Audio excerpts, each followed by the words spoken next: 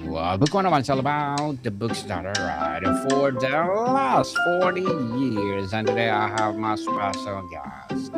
He is an award or Emmy Award winning comedian, best-selling author, and in-demand corporate speaker and leadership trainer. None other than Mr. Mark DeCarlo. Good to be with you, Daniel. Good to be live on the internet. Very exciting. Yes, likewise, Mr. Mark. Thank you for being part on Book 101 Review, and it's my pleasure to have you on. So, can you please introduce more about yourself that I missed? Sure. This music sounds like the surprise music. I should be writing kids' books. My name is Mark DeCarlo. I'm from Chicago, Illinois. I hosted a show on the Travel Channel for 5 years called Taste of America, and that allowed me to go to over 500 different cities in America, 400 and change. I round up to 500. And in each of those cities, I met entrepreneurs and founders and people that run their own small businesses in the food sector, restaurants, pizza places, delivery places. There's a certain fraternity, a certain type of person that gets into the restaurant business. Long hours, brutal, small margins, but they are people who like making other people happy and feel at home and feel comfortable. You know, they say you are what you eat. And the people that run little faux shops or pizza places in an alley or rib joints in Memphis or diners on the road, on Interstate 95 in the middle of Florida, they're not getting rich. They have to deal with all kinds of food supply issues, employment issues, but they do it because they love being with people. My experience has been the most successful of these restaurateurs do it because they love it. They found their purpose and they really enjoy it. So I was lucky. I got to meet hundreds of people. And in my book, A Fork on the Road, 400 Cities, One Stomach, I write about some of my experiences meeting people all over America. You're Canadian. Which I think is a more homogenous culture, not completely, but certainly more homogenous than America, right? The Northwest of America is very different in style and feel and food than Florida or New Orleans or New York or Atlanta or, Utah or Dallas.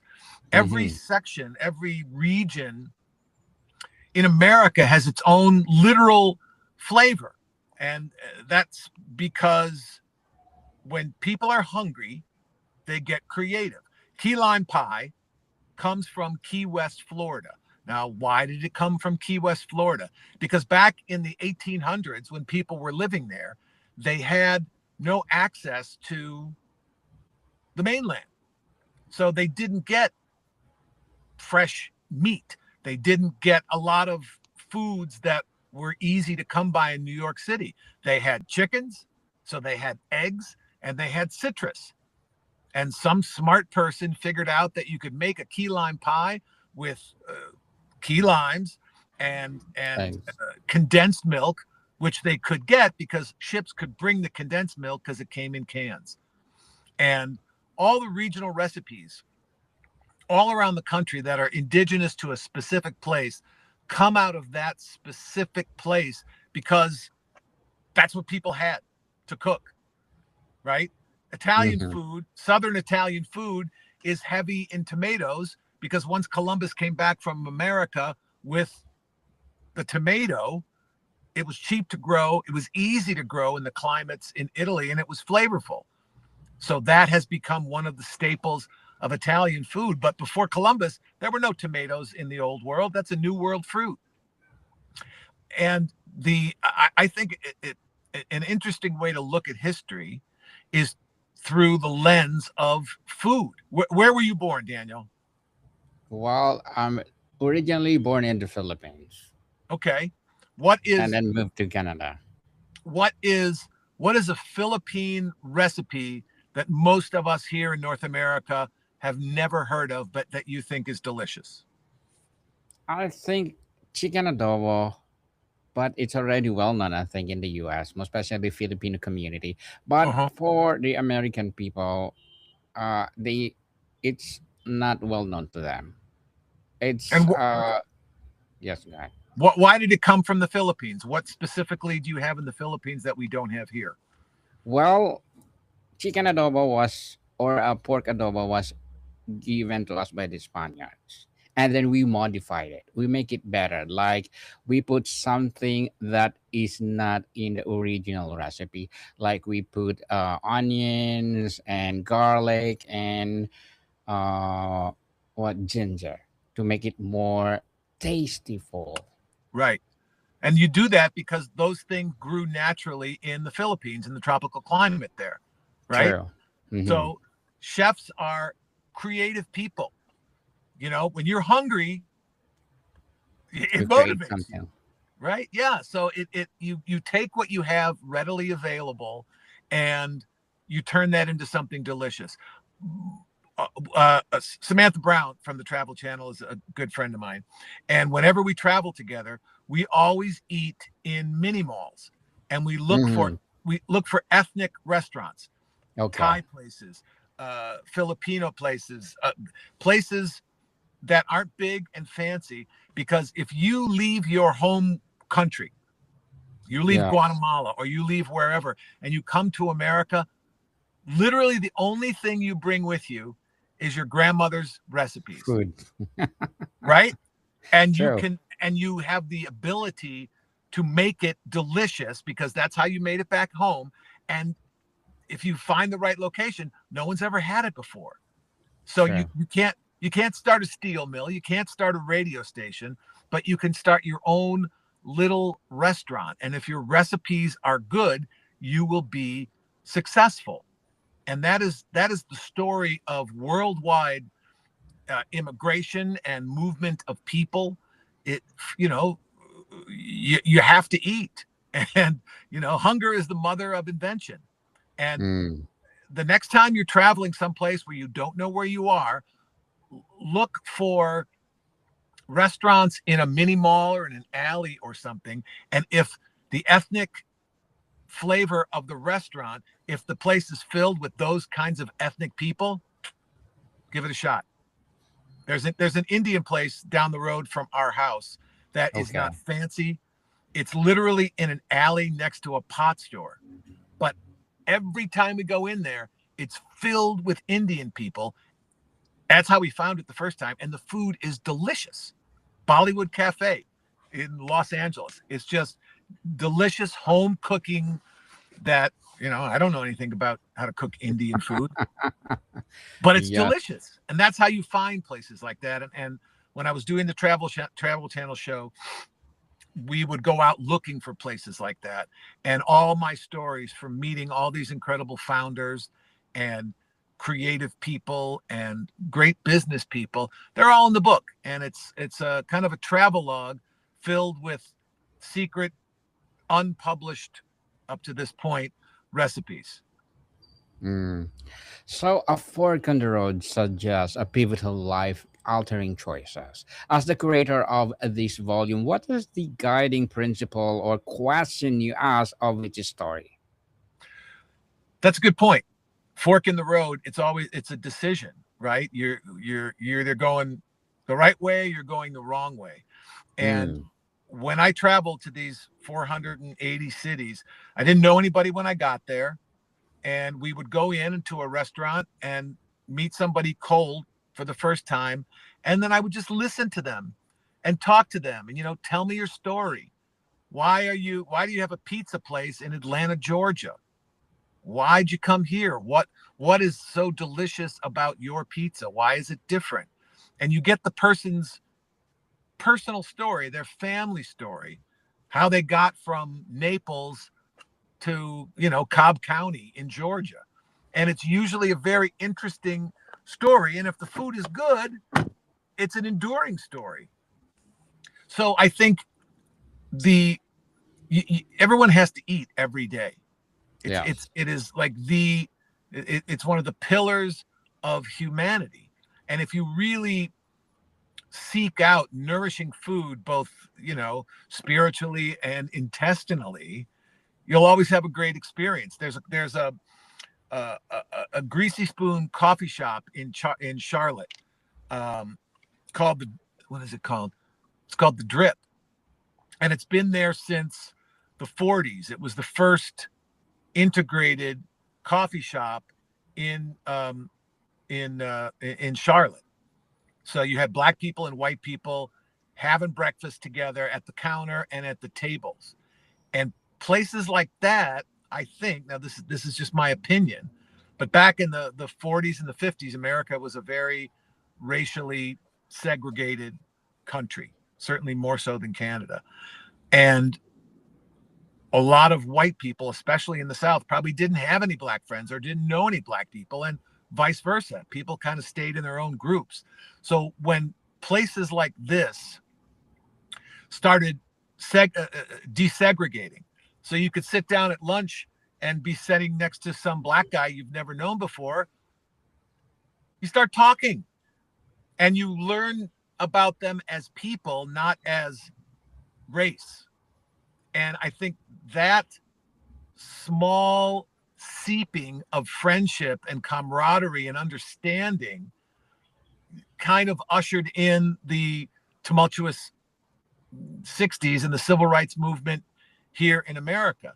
Because during that civil rights movement, there were at least as many white people marching with the black people as there were black people, because they knew them as friends, as co-workers, and as valuable members of their community, which is why what's happening in America now sickens me, with scapegoating immigrants and people of color just because they look or sound different.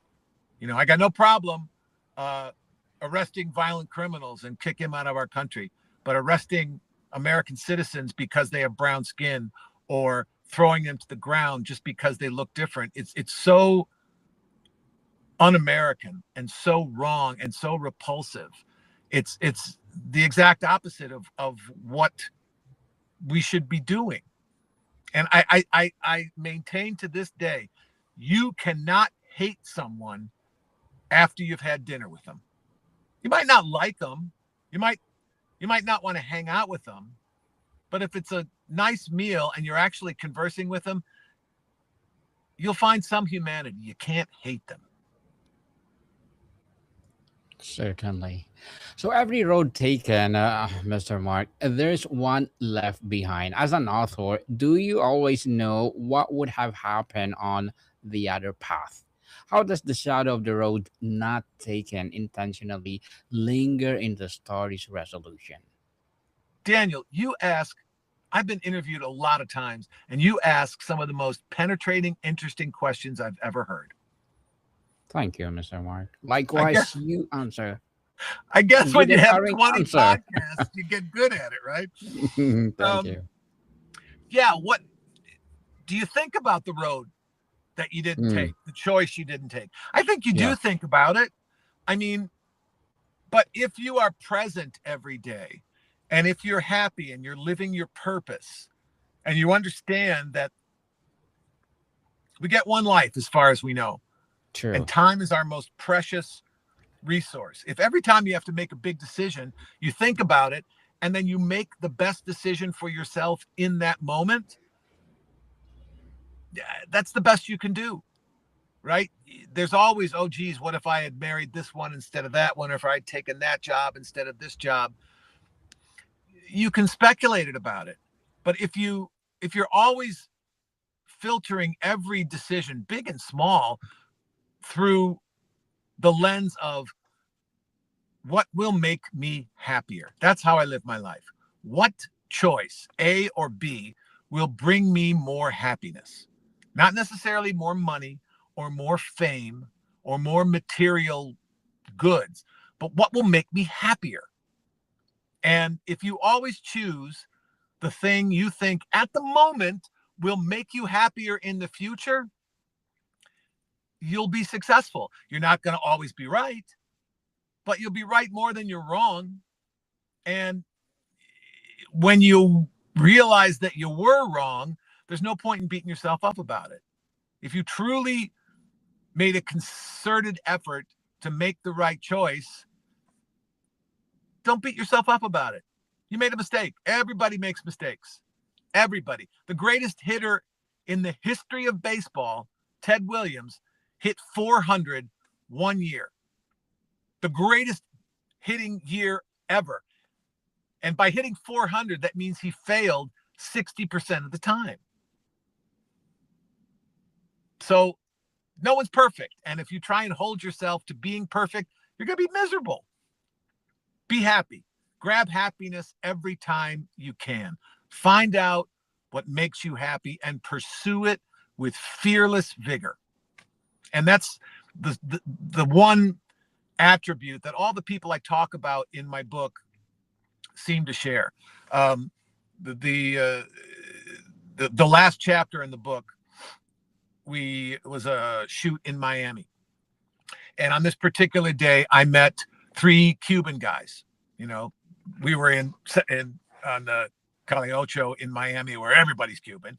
And they cooked me some tamales, and we had Cuban rum and Cuban cigars. 3 guys from Miami. That's the name of these chefs. And they invited me back to their house after our day of shooting. And I'm sitting in the pool with this 60-year-old guy, Raul Musibe, and having a great time. And it was his birthday. It was his 60th birthday. And I said, Raul, do you remember where you were when you were 21? And he goes, I was rotting in Castro's jail. And now I am here. This was a refugee who had to escape from Cuba with his life. Nothing else. No money, no property, nothing. He came to Miami, became a chef, and was celebrating his birthday in freedom, sitting in a pool, smoking a cigar, and he was happy because he took the chance to leave the miserable life that he had in Cuba, the oppressed life that he had, took a chance on coming to America because he thought it would make him happy. And he was right. And that story, that last story in my book, I think really exemplifies the best of America. America gives people an opportunity to be happy if they want to pursue it and if they do it the right way. And each little chapter in the book is kind of a story of a founder or an entrepreneur or a chef or someone who decided, what I'm doing today sucks. I'm not happy. I'm going to throw all that away and I'm going to go chase my dream. I'm going to start a restaurant. I'm going to start a trucking company. I'm going to start a bar. I'm going to start distilling whiskey. Whatever the story was, they followed their heart. They followed their happiness because they discovered their purpose. And they were all happier for it. And I think that is the common thread that ties all the stories in the book together. People having the courage and the fearlessness to A, figure out what their purpose is, and B, pursue it. People pursue it. Stop procrastinating and do it now, just like Mr. Mark did, reaping all the legacy that she done before. So let's talk about the ordering the journey, Mr. Mark. How do you decide the sequence of the stories in the book? Is there a narrative or emotional arc you built across the collection, or is it designated for the reader to dip in and out of any point? Again, another excellent question, Daniel. They are isolated stories that cover my physical travels through America. But what I did in sequencing the chapters is I tried to build an arc about my discovery of America. I've always loved travel. My dad he worked for the airlines. Whoa! Just dropped my phone. My phone did some traveling there. I've always loved travel. My father worked for the airlines. We always traveled. My mother was a travel writer. And traveling is just in my blood. I enjoy it because you meet people. I love traveling alone because it forces you to talk to strangers. So each chapter in the book outlines and kind of enlightens my journey learning more about the country that I live in and the people that call themselves Americans. We're all different. An American in California is different than an American in Ohio or Indianapolis. We're all different, yet we pursue the same basic ideals, sometimes more successfully than others. And I found that food is the great uniter. Everyone can sit around a table of delicious food and have a good time and have a good conversation. And as the book progresses, I do it more or less in chronological order. And I get to that last chapter with the Cuban guys in Miami. And it struck me as I was sitting in the pool with these guys, these three Cuban refugees were more American than me. You know, they had left, they like the pilgrims and like every immigrant that comes to America, my grandparents included, you included, someone at some point decided, man, it sucks here. I'm going to go there. I don't know what's there. Especially my grandmother came over in 1912. There were no phones. There was nothing. They had no idea of what it was like over there. But they knew they wanted to be happy, and they knew any place is better than here. So these brave people, your ancestors, my wife is also Cuban. Her parents had escaped from Cuba under threat of death to come to America and build a successful life for their two daughters. And they did it. And as I'm sitting in the pool with these three Cubans, I was just so um, uh, impressed and proud of them that they had rolled the dice and now they were here in America and they were doing well, all because they followed their purpose and they followed the idea of happiness.